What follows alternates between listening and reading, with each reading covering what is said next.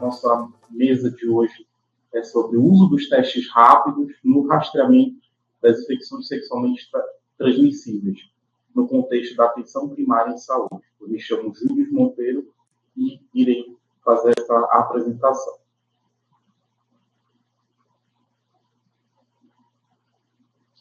Bem, queria colocar aqui para o público as nossas principais fontes utilizadas nesta apresentação. Então, os materiais técnicos, principalmente do Ministério da Saúde, os manuais de diagnóstico da infecção pelo HIV, diagnóstico da sífilis, diagnóstico das hepatites virais, os manuais do Telelab para diagnóstico das hepatites virais, da infecção pelo HIV, uso dos testes rápidos e diagnóstico da sífilis. No final da apresentação, colocarei o link dessas referências. Bem, nosso roteiro da nossa apresentação é contemplar o que são os testes rápidos, como a gente pode realizar o pré-teste, o passo a passo da execução do teste, o pós-teste, os resultados possíveis e como a gente pode realizar esse fluxograma dentro da atenção primária em saúde.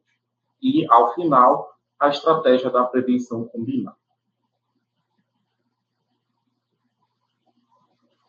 Bem, enquanto estamos falando de infecções sexualmente transmissíveis, podem ser doenças e condições associadas por diversos agentes etiológicos, desde vírus, bactérias, protozoários.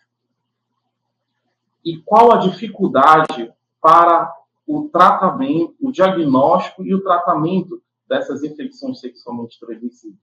E aqui a gente traz essa figura clássica da ponta do iceberg, em que as pessoas com uma infecção sexualmente transmissível, daí a mudança de, antigamente, a terminologia de doença sexualmente transmissível. Doença remete geralmente a sinal e sintoma. Com a atualização da nomenclatura para infecção, a gente consegue dar um sentido de que a infecção sexualmente transmissível nem sempre é sintomática. Então, formas assintomáticas permanecem por anos sem um diagnóstico específico, a não ser que a pessoa apresente um quadro clínico, uma sintomatologia, ou a partir de uma testagem rápida. Então, nem todos os indivíduos são assintomáticos, nem todos os indivíduos são sintomáticos, então, nem todos buscarão um atendimento. Então, outro item importante nessa cascata, o diagnóstico. Nem todos, então, procurarão um atendimento, nem todos terão um diagnóstico adequado, terão a prescrição de um tratamento correto, nem todos completam os tratamentos. Muitas das vezes a gente não consegue fechar também o manejo dessas infecções sexualmente transmissíveis por ausência da testagem das parcerias sexuais e, devido a isso, a persistência da cadeia de transmissão. Uma vez que nem todas as ISTs a gente vai conseguir alcançar a cura. A gente vai ver mais à frente, mas que a gente consiga suprimir a replicação viral, a exemplo do HIV, e carga viral indetectável é intransmissível e a gente vai conseguir bloquear a cadeia de transmissão, por exemplo, da infecção pelo vírus da imunodeficiência humana. Então, desde 1996, o Ministério da Saúde, já por diversos estudos de educação, tem disponível e oferta para a rede de atenção à saúde, quer seja unidades básicas de saúde, estratégia de saúde da família, unidade de saúde da família, maternidades, hospitais, UPAs, pronto-socorro, a tecnologia dos testes rápidos. E esses testes rápidos, como o próprio nome já nos remete, são testes que não necessitam de uma estrutura laboratorial, que hoje em dia são chamados de point of care, apresentam resultado rápido, são de fácil execução e são encaminhados para as unidades em conjuntos diagnósticos, chamados os kits.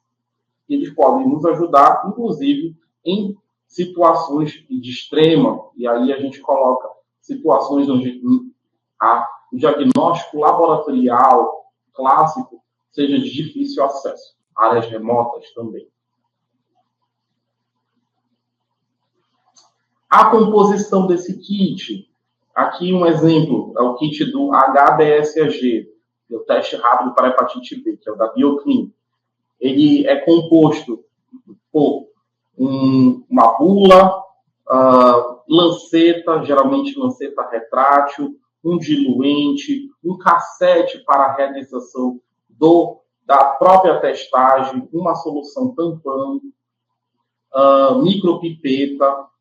Tá? Esse aqui é só um exemplo. Cada teste vai ter uma composição e uma bula que todos os profissionais de saúde que forem realizar a testagem precisam antes ler para se apropriar da técnica. E as recomendações de cada fabricante. Esses testes rápidos, eles são importantes estratégias dentro do Sistema Único de Saúde, em que são também monitorados pelo Ministério da Saúde, através de avaliação periódica, educação continuada, então aqui a estratégia do Telelab é muito importante, programa de avaliação de eficiência e qualidade, e também recebem as contribuições de todos os usuários do sistema, para que, com isso, o Ministério da Saúde consiga aferir a eficácia e a eficiência de cada teste, de cada fabricante que foi adquirido, geralmente em licitação centralizada.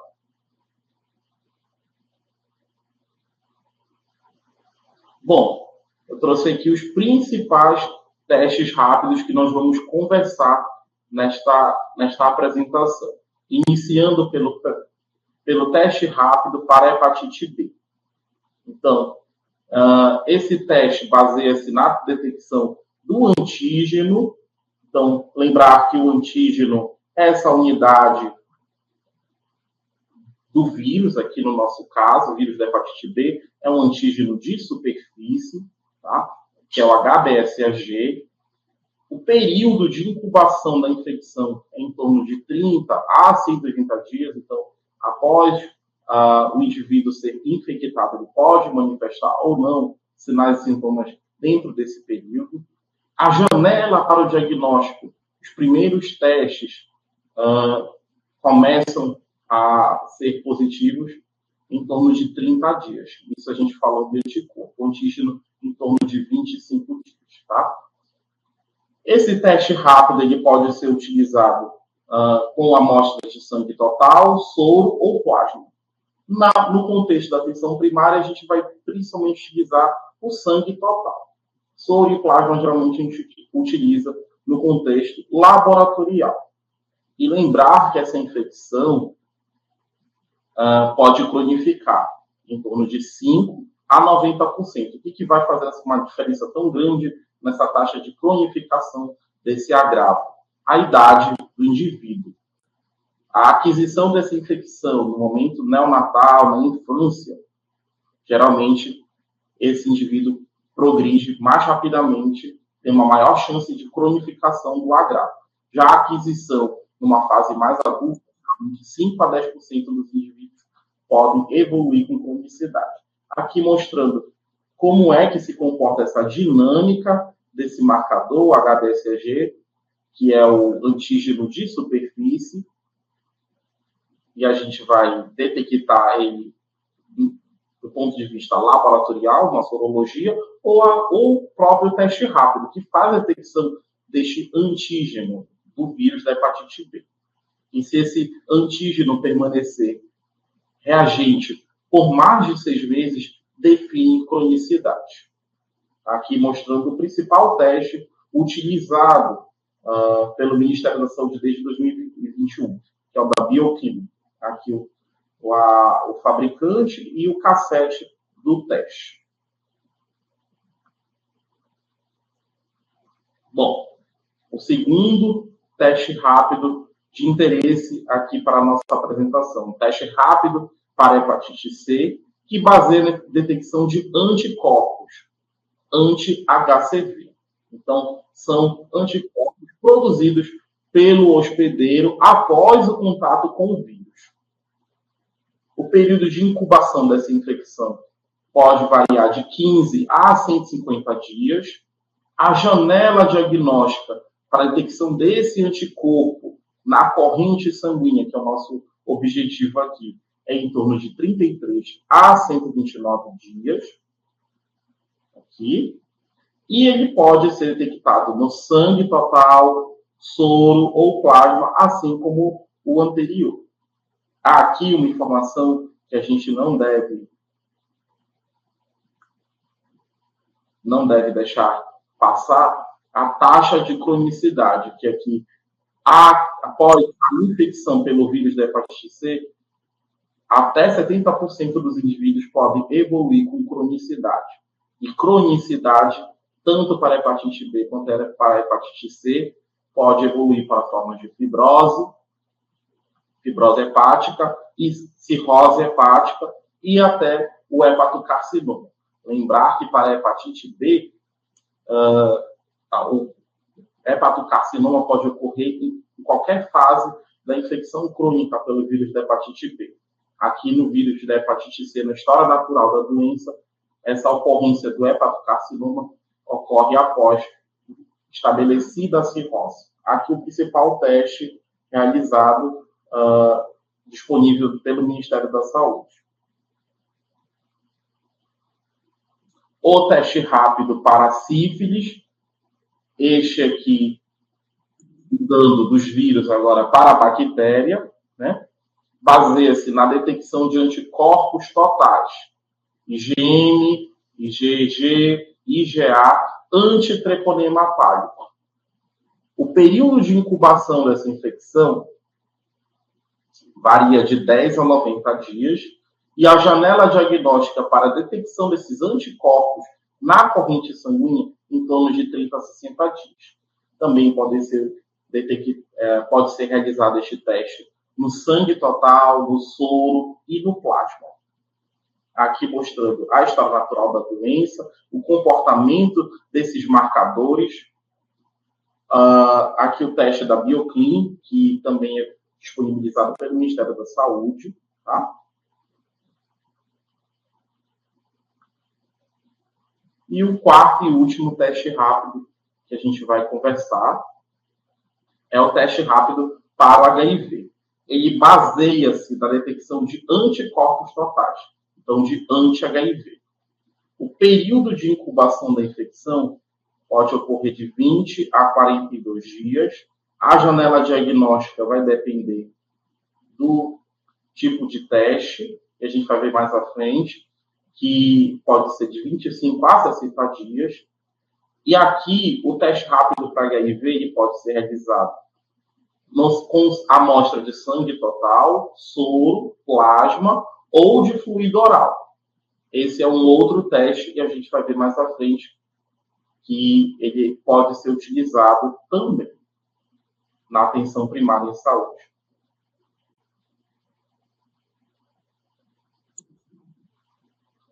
Esses testes rápidos são adquiridos de forma de licitação após validação. Primeiro, o fabricante faz o registro, a solicitação de registro com a Agência Nacional de Vigilância Sanitária, Anvisa.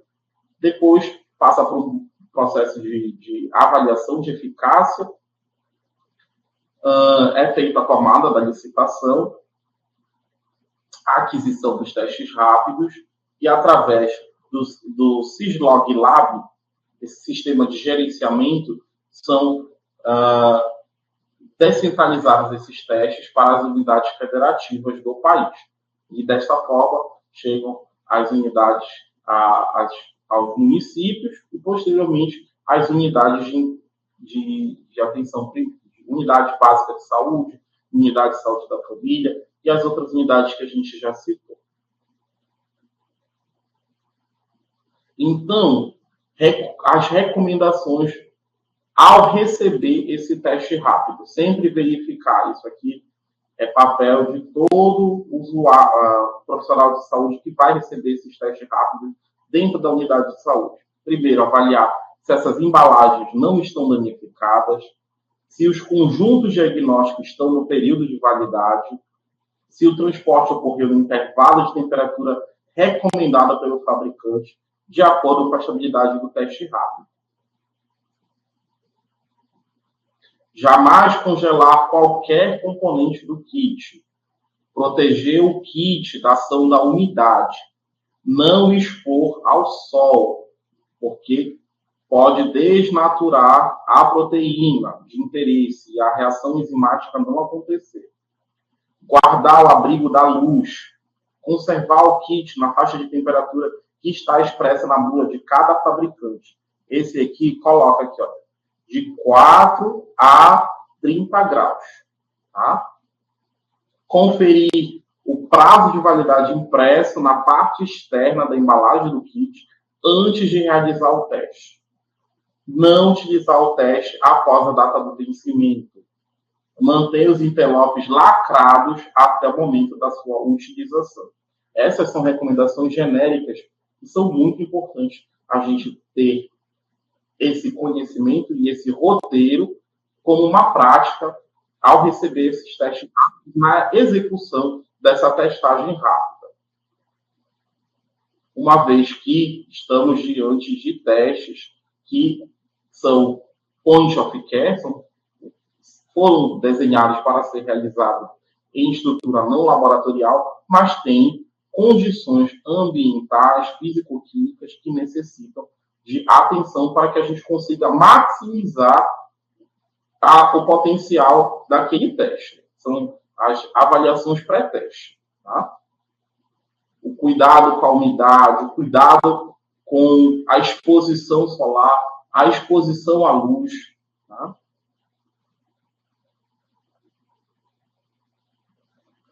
Bom, vamos entrar agora no contexto da pré-testagem. O que a gente precisa estar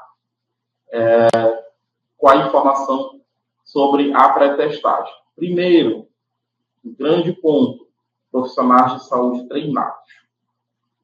Para que a gente consiga fazer uma avaliação, uma execução do teste, uma orientação, a gente precisa primeiro esclarecer as nossas dúvidas. Tá?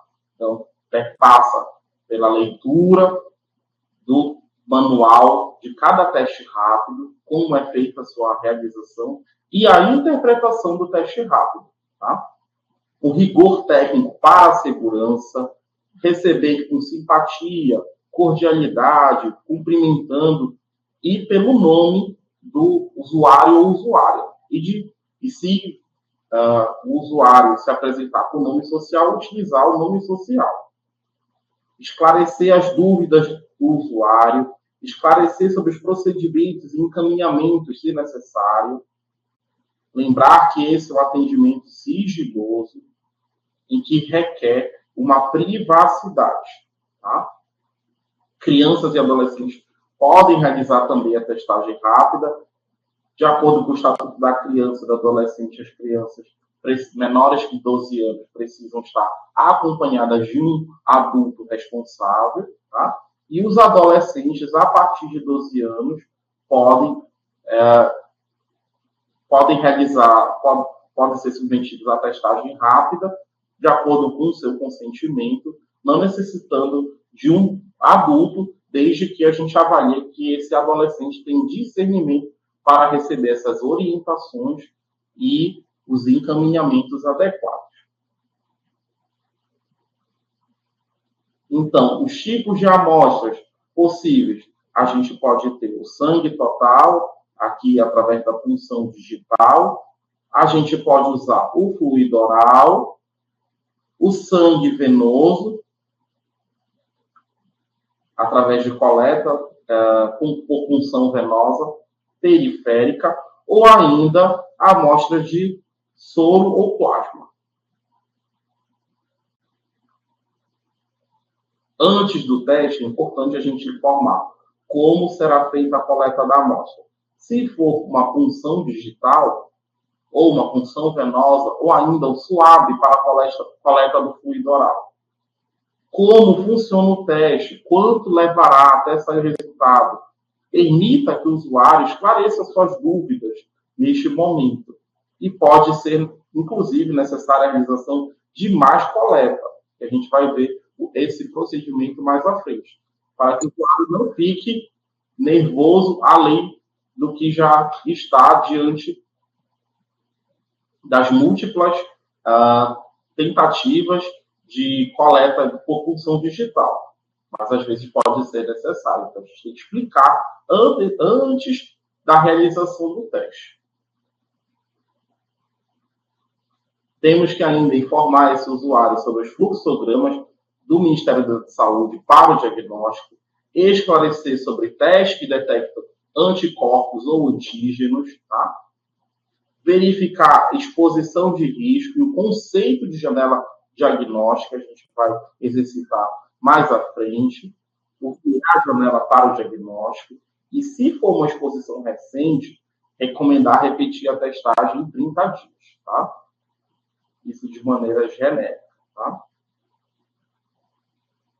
Para as hepatites virais, o que a gente tem que abordar nesse pré-teste?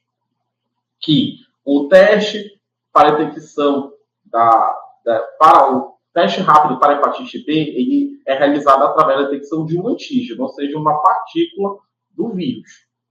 Conhecer o status vacinal para o vírus da hepatite B é muito importante, inclusive para a gente dar orientações a esse usuário. E se ele teve uma vacinação recente, menos de 21 dias, a gente tem que ter essa informação, porque pode haver um teste rápido falso reagente se o indivíduo fez vacinação para o vírus da hepatite B há menos de 21 dias. Oferecer a vacina, então, diante da testagem, se for não reagente, e na anamnese a gente reconhecer que esse indivíduo nunca foi vacinado para o vírus da hepatite B, ofertar este serviço. Medidas de prevenção, práticas sexuais seguras e não compartilhamento de objetos de higiene pessoal. Uma atenção especial para a faixa etária de 40 anos ou mais, já que é a faixa de maior prevalência da infecção pelo vírus da hepatite C. Tá? Geralmente, a aquisição dessa infecção foi muito antes.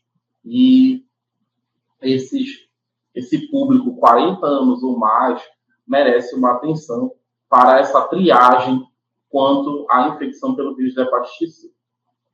E lembrar e informar o usuário que esse teste é realizado a partir da detecção de anticorpos contra o vírus da hepatite C.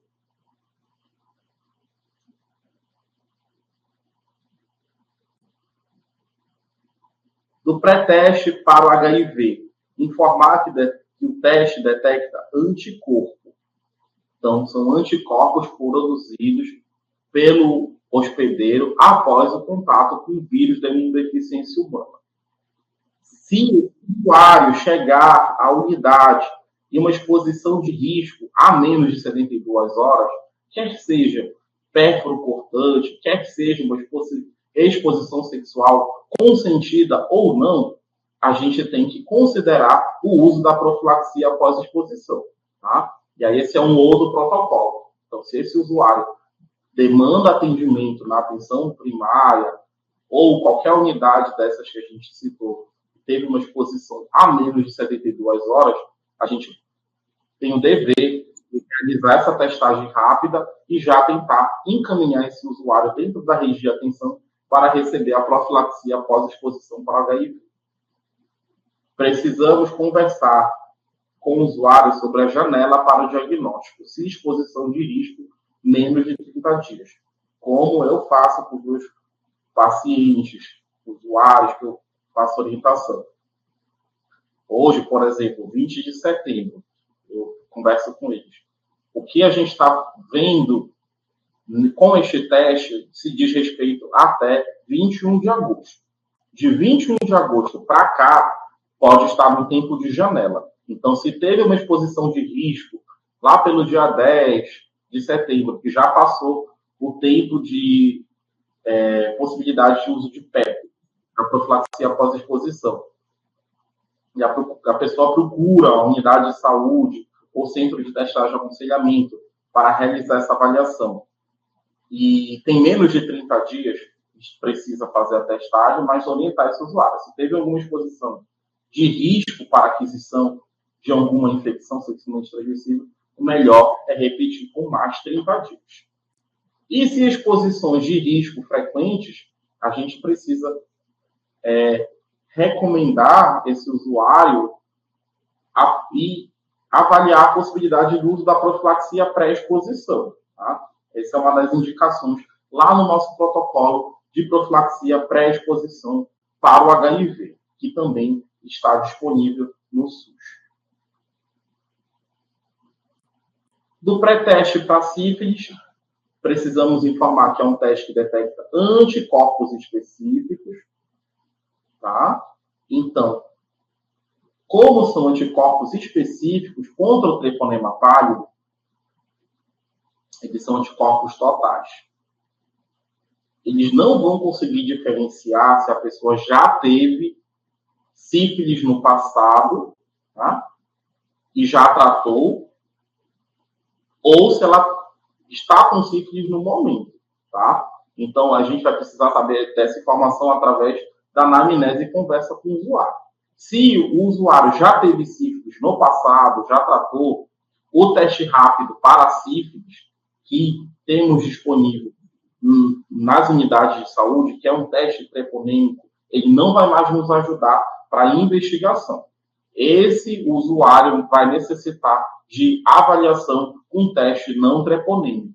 E o mais disponível na rede é o VDRE.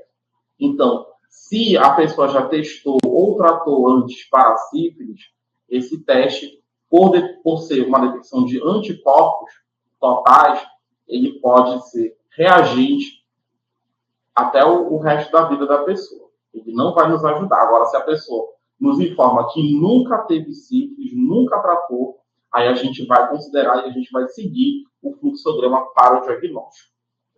E se grávida, recolher informações sobre as outras gravidezes. A gente precisa também dessa informação da grávida, porque pode mudar a nossa condução terapêutica, inclusive. Antes do teste, lembrar das precauções padrão, então, a higienização das mãos com álcool 70 ou água e sabão antes da realização dos testes, o uso de um avental, o uso de óculos, tá?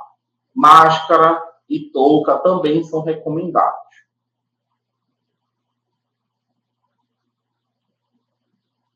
Então, vamos fazer o passo a passo do teste. Primeiro, retirar o dispositivo do teste, que é o nosso cassete, tá? Da embalagem protetora. Colocá-lo sobre uma superfície lisa e nivelada e identificá-lo de forma adequada. Geralmente pode ser com o primeiro nome do usuário, primeiro e último nome, tá? Iniciais, de uma forma que você consiga saber de quem é aquele teste, tá? Selecionar um dos dedos, então a sugestão é ou o indicador, ou o médio, ou o anelar, tá? Para fazer a punção. Pressionar levemente a ponta do dedo, onde será feita a punção para acúmulo de sangue nesta região.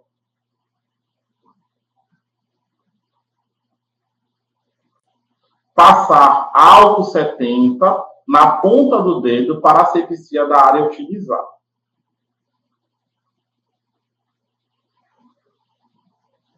Remover a tampa de proteção da lanceta. Então, aqui a nossa recomendação é que seja de lanceta retrátil, tá?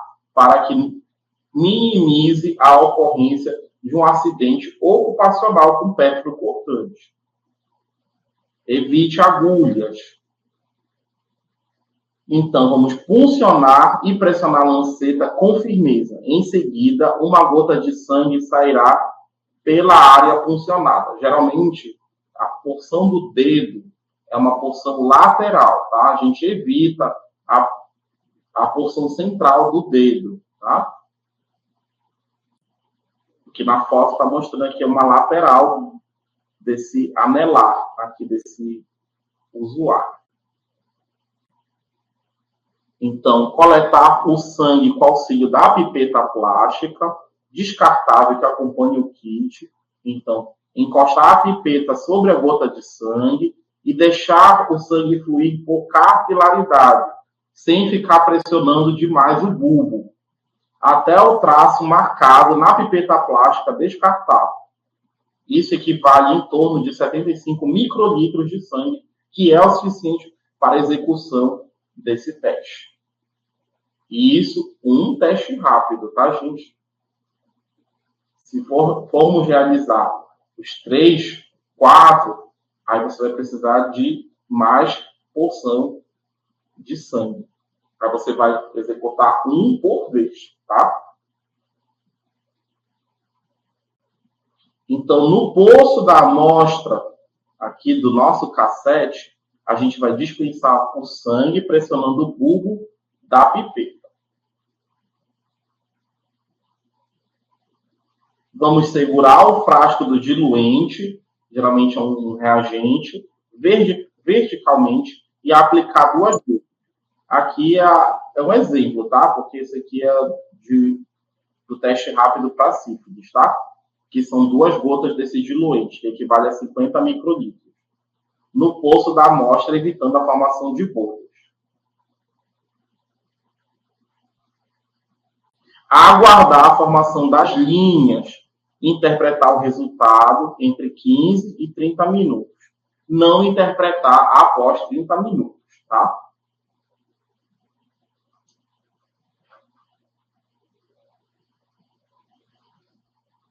Quais são os resultados possíveis?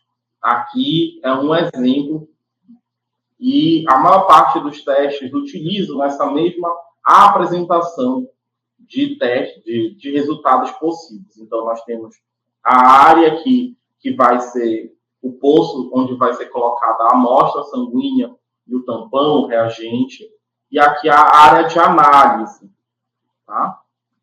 E aqui a gente percebe que existem 2 marcações.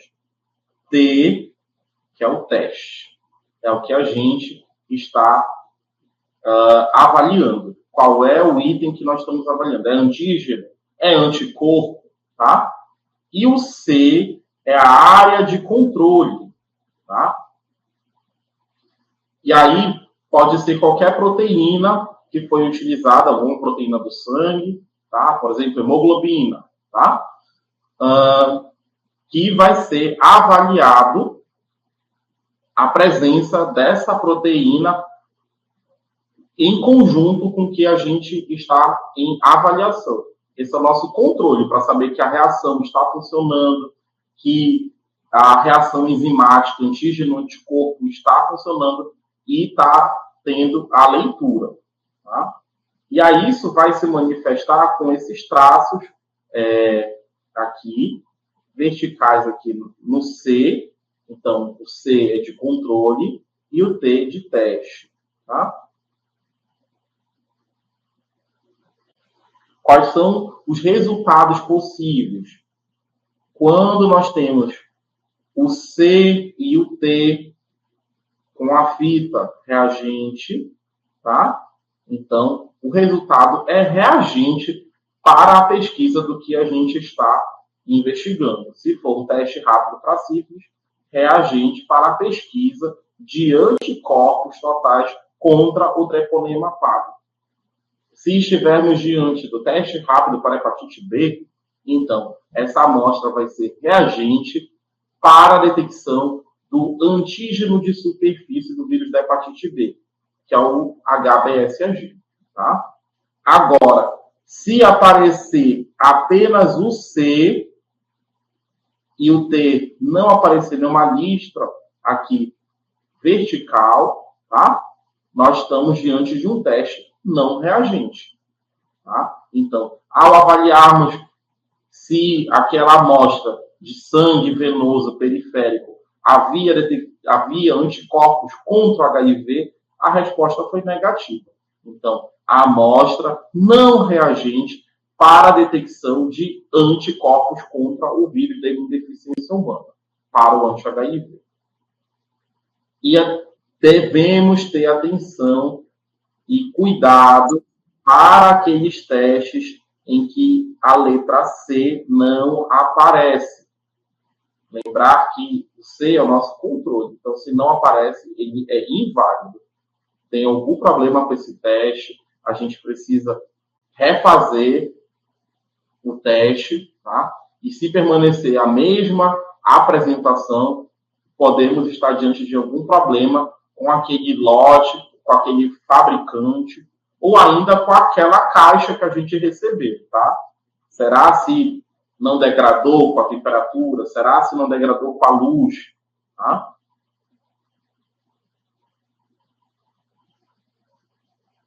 Então, aqui, uma ênfase aqui no do HIV, que ele pode ser reagente. Aqui, ó. Aqui tem 3 listras, tá? Tem o C, tem o T1 e tem o T2. Porque aqui é um teste que pode avaliar a presença tanto do HIV1 quanto do HIV2, tá? Então, se aparecer o C e o T2, estamos diante de um teste reagente para a detecção de anticorpos contra o HIV2. E se aparecer contra a lista aqui do T1, estaremos diante de um teste reagente para a detecção de anticorpos contra o vírus da imunodeficiência humana 1, que é o pandêmico, que é o mais o cosmopolita, universal, tá? O HIV2 são áreas mais específicas do oeste africano, tá? E ainda temos a possibilidade de um resultado decorrente do autoteste, tá? Aqui, que é do HIV Detect, que está disponível nas unidades de saúde, tá? Esse tem um pouquinho mais de nuances como tem que ser realizado, tá? Mas no anverso aqui da caixa já é o manual de instrução aqui, tá? É feito um suave, um claviculado de área da gengiva, tá? E depois adicionado uma solução tampão e depois a gente coloca uma fita teste nessa solução. Após o tempo, a gente vai avaliar se a fita teste aqui vai ser colocada aqui no meio, tá? E a gente vai ver a ocorrência das bandas. Então, o C tem que aparecer, né? E se aparecer o T, é que houve a detecção de anticorpos contra o vírus da imunodeficiência humana. Então, a amostra reagente para a detecção de anticorpos do HIV.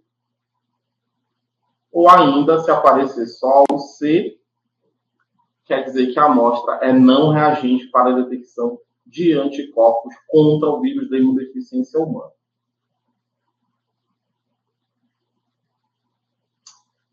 Temos que ter também explicar para o usuário que algumas condições podem interferir no resultado. Então, a própria gravidez, tá? E isso a gente tem que ficar alerta para os falsos positivos, tá? Pode, inclusive, do teste do anti-HIV. Vacinas também podem influenciar. Vacina da gripe, vacina do tétano, tá? Então, se houve uma vacinação recente, a gente tem que tomar cuidado na interpretação, principalmente desses testes positivos, tá?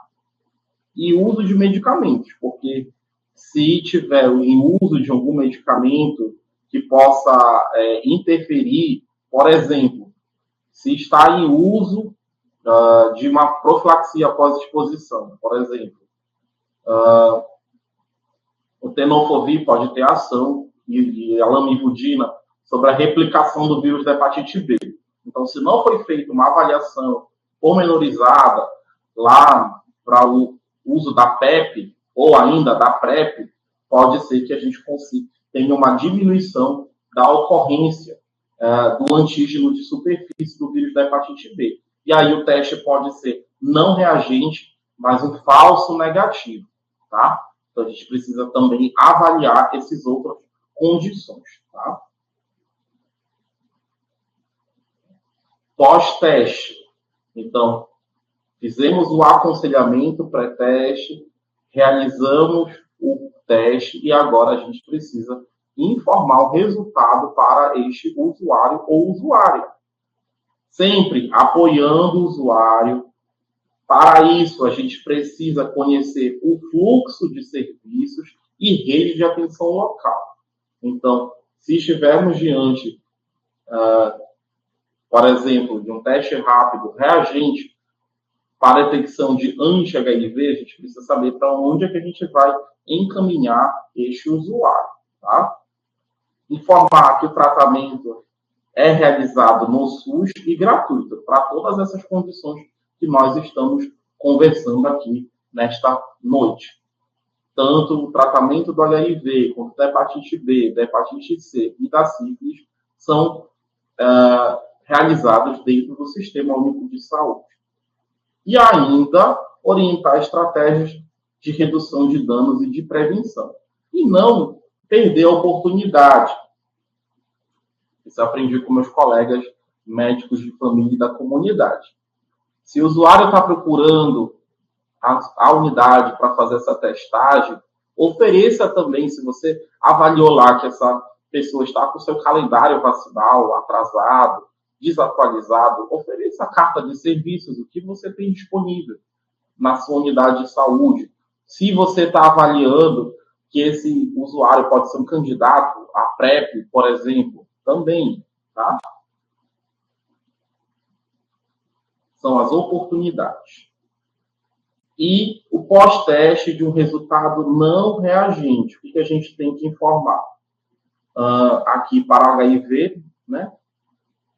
Que não houve detecção do antígeno, no caso da hepatite B, né, que é o HBsAg, ou do anticorpo, que é aqui do HIV, por exemplo.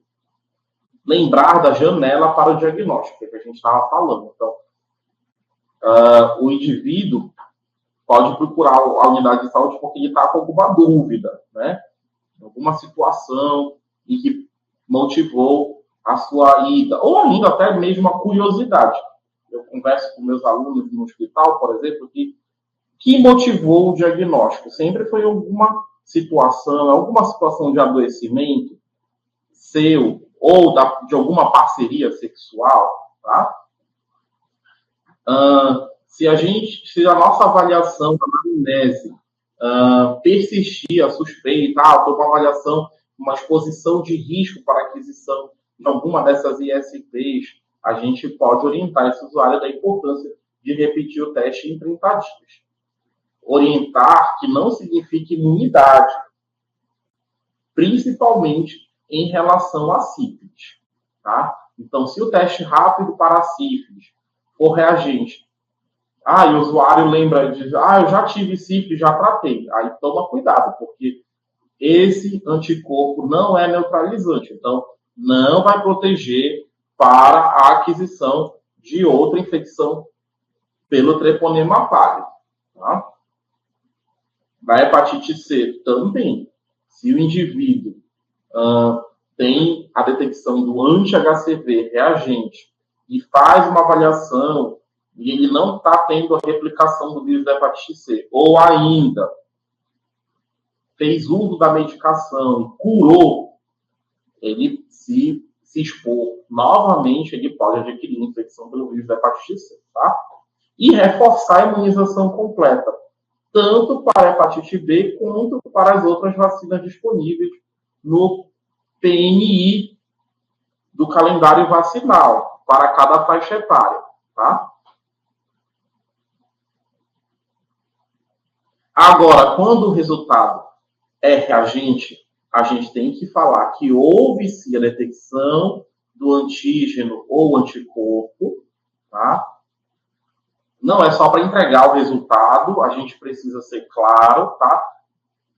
Outros testes podem ser necessários para completar esse fluxograma diagnóstico.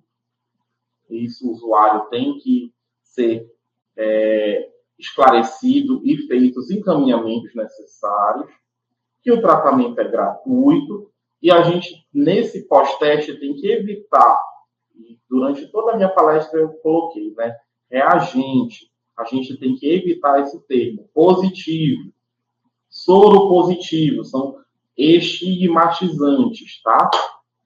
Inclusive no nosso laudo, eu já peguei alguns que dizem assim, positivo, negativo, ou o número 1, o número 2.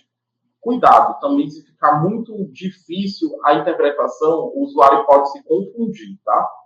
E achar que aquele teste reagente era negativo, por exemplo, na sua interpretação. Se a gente não foi claro, ou ainda se no laudo do teste rápido não tiver essa informação bem esclarecida, tá? E ofertar a realização dos testes nas parcerias sexuais.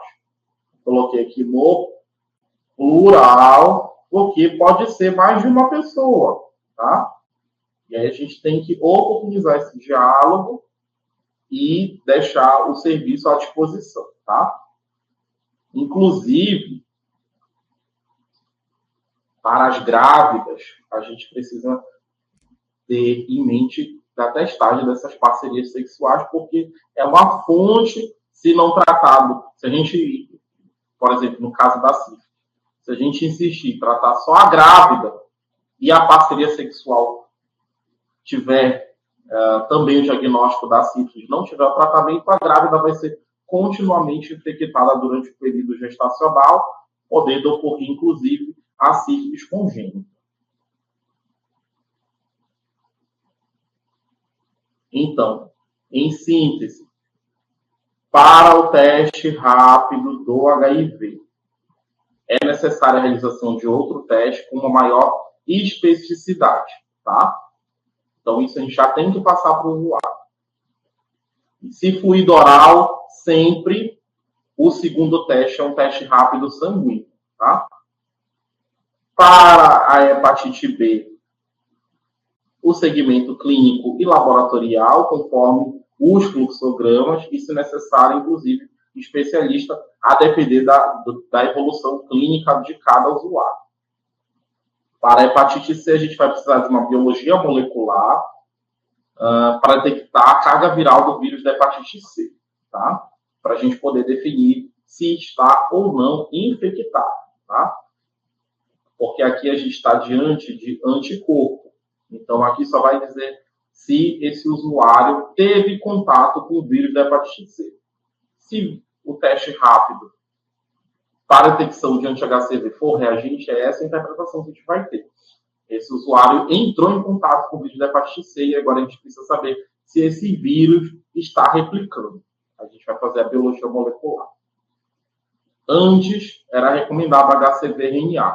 Hoje, com as notas informativas do Ministério da Saúde, nessas situações é carga viral do vírus da hepatite C, que é uma reação em cadeia polimerase para a quantificação desse material genético. E para o teste rápido da sífilis, temos que ter em mente que estamos utilizando uma metodologia para a detecção de anticorpos totais. E tem um nome. Essa classe é um teste treponêmico. Há necessidade de realização de um outro teste, um não treponêmico, para sequência do fluxograma e segmento clínico deste usuário. Aqui está um pouquinho pequeno para mim, mas eu tenho... espero que os colegas estejam vendo com uma melhor resolução. Aqui eu trouxe o fluxograma da hepatite B, tá? em que a amostra sanguínea, a gente vai fazer a avaliação com um teste rápido HBsAg, tá? Para a detecção de HBsAg. Primeira pergunta é saber se o teste é válido. É aquela areazinha que a gente viu do controle. Isso quer dizer se o teste é válido ou não. Se for sim, a gente vai prosseguir, tá? Se for não, eu vou repetir com outro teste rápido, tá? Do mesmo fabricante, tá? Aí eu fiz a avaliação, ele é válido, tá? E no teste apareceu lá a marquinha. Opa, então tem um C e tem um T. Então, a amostra reagente para a detecção do antígeno de superfície do vírus da hepatite B. Então, esta pessoa está infectada pelo vírus da hepatite B e necessita de avaliação clínica e segmento laboratorial, tá? Porque pode estar diante, inclusive, a gente pode estar diante, inclusive, de uma fase aguda da doença, já que só apenas 5 a 10% dos indivíduos que entram em contato com o vírus da hepatite B na fase adulta e não foram vacinados, tá? Podem evoluir com a forma crônica. Mas a gente pode também estar diante de um usuário na sua forma crônica e que vai precisar de acompanhamento e seguimento, inclusive terapêutico, na maioria das vezes, com medicamentos, tá? Aí aqui mostrando que aqui o laboratorial, a gente vai fazer o HBsAg e posteriormente a gente vai fazer uma biologia molecular, tá? Ou ainda a gente pode fazer também outras sorologias para a determinação se é ou não estamos diante de um quadro de infecção pelo vírus da hepatite B, tá? O vírus da hepatite C, então a amostra de sangue, o teste rápido para a hepatite C, que vai fazer a nossa detecção do anti-HCV, tá? A gente primeiro precisa avaliar se é o teste válido, então aquela área de controle. Se ele for um teste válido, aí a gente vai avaliar a área do T, do teste, tá? Deixa eu ver se eu consigo escrever aqui o T e o C. Isso vai estar lá no cassetezinho, tá? Se na linha do C tiver um tracejado, quer dizer que houve a reação enzimática, antígeno-anticorpo, e esse teste ele é válido, tá? E se aparecer outra listra na área do T de teste, quer dizer que o que a gente está pesquisando, aqui no nosso caso, é anticorpos contra o vírus da hepatite C ou de detecção. Então, este é um paciente que tem um resultado reagente. Reagente para a detecção de anticorpos contra o vírus da hepatite C. Esse paciente vai necessitar de acompanhamento clínico laboratorial para determinar se estamos diante de uma infecção, tá? Crônica ou não, tá? Pode ser aguda.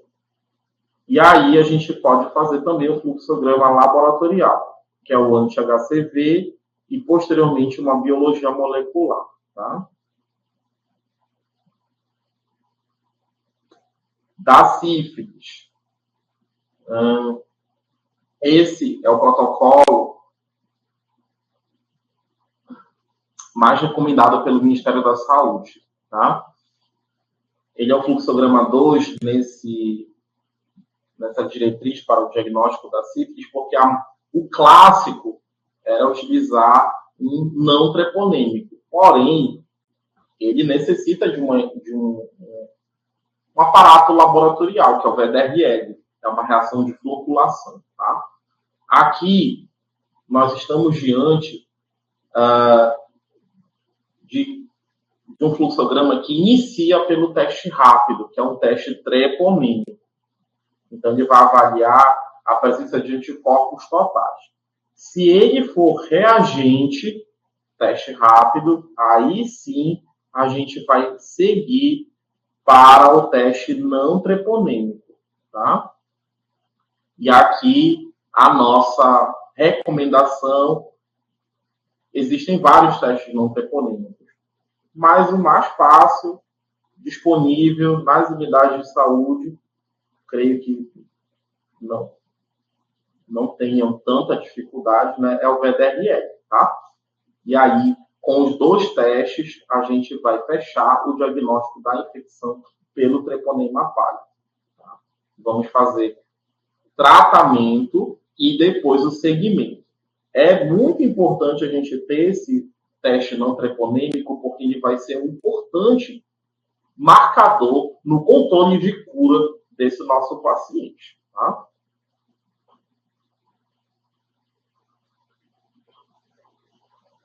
Aqui mostrando o fluxograma em que inicia com VDRL, tá? Que é o teste não treponêmico.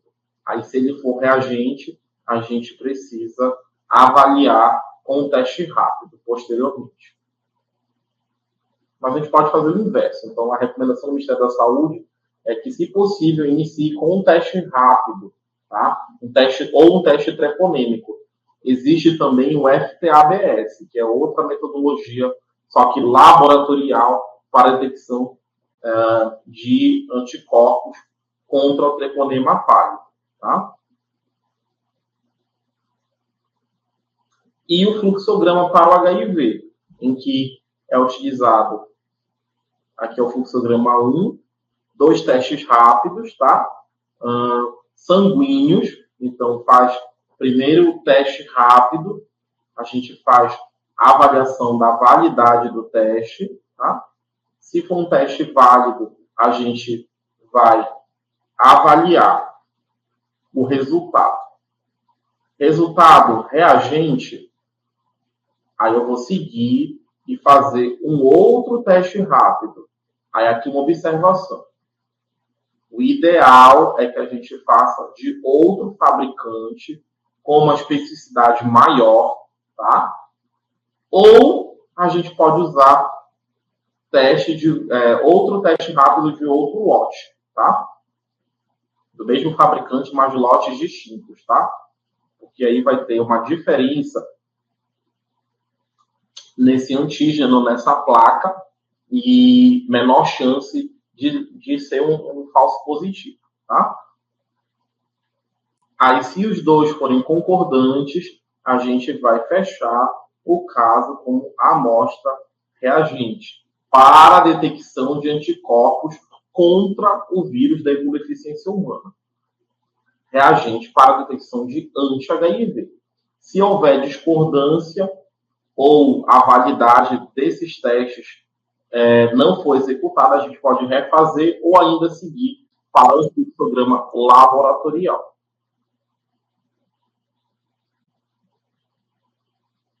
E aqui, o fluxograma 2, que inicia com o teste rápido de fluido oral.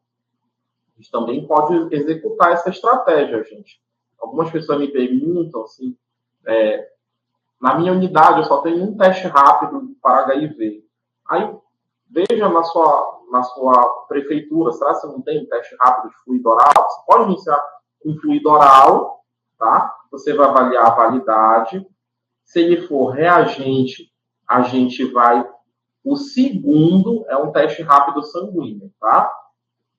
E aí se eles concordarem, estamos diante de uma amostra reagente para a detecção de anticorpos contra o vírus da imunodeficiência humana.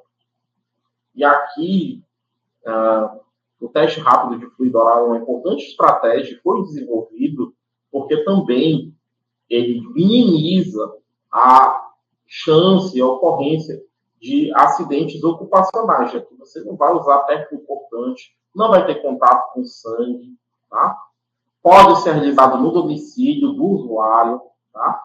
Então, inclusive, temos a estratégia do autoteste, tá? Também apoiada pelo Ministério da Saúde.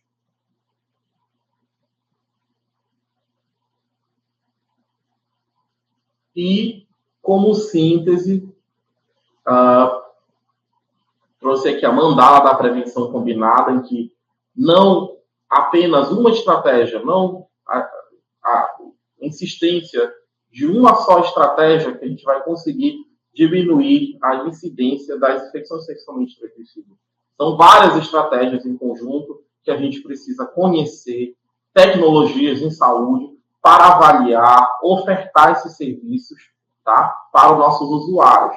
Perpassa pela PEP, pela PrEP, pela vacina da hepatite B, a vacina do HPV, redução de danos. Se a gente diagnosticar uma infecção sexualmente transmissível, tratar essa pessoa, porque carga viral indetectável é intransmissível no contexto do HIV, tá? Falamos hoje em cura para hepatite C, cura para sífilis, controle da hepatite B, tá? E o uso de lubrificantes, preservativos, quer seja peniano, vaginal, tá?